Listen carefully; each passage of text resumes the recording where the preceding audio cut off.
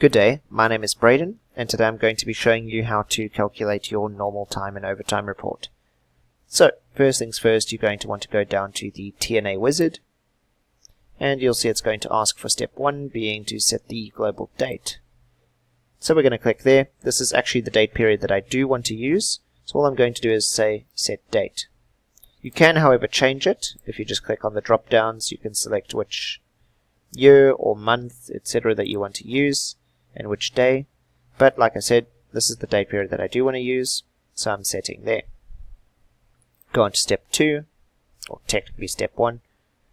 You've got the clocking import. I've already imported my data before, so I'm going to skip this step. Step 2, process time and attendance. I'm going to process over here. And I'm going to tick these tick boxes to make sure that all of these are now ticked. I'm not using shift sensing, so I won't be ticking here, and I won't be worrying about this at all. My date period, as I said, is already there. All I'm going to do now is start by finding all exceptions. And we're going to say yes to this, and yes to this. What it's going to do is it's now just going to go through each employee to look for missing clockings. So what I'm going to do is I'm going to pause the video until it's done, as there's quite a few employees to go through. So after our little process has finished running, what will happen is we will get an exception report over here, just showing that there are missing clockings. So you'll see here that we are missing a timeout for both of these employees. They've forgotten to clock out. So all we would need to do is go back and fix them, but we won't be doing so here just yet. So what we're going to do is we're going to say close over there, and we're going to now run a final calculate. So we're just going to tick there, we're going to say yes, and we're going to say yes, and basically what I'm going to do is I'm going to pause the video again just until the process is finished.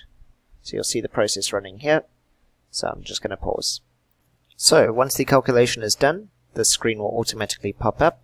This is to approve the overtime, so all you're going to do is you're just going to make sure that all these tick boxes are ticked over here, and you're going to say approve, and yes, it's going to do a little calculation over there. You're going to say yes, and then you're just going to say OK over here.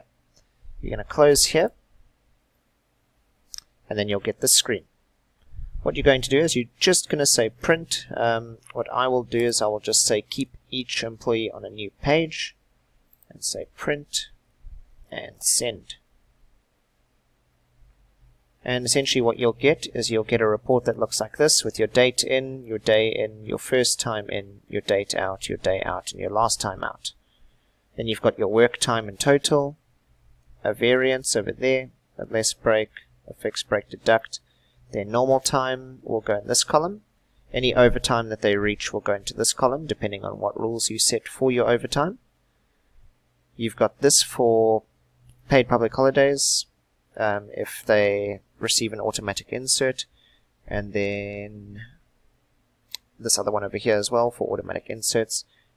Sorry, this one is actually for if they clock in during public holidays. This is the automatic insert here. Sunday time and Saturday time and overtime too, depending on what your company's rules are as well.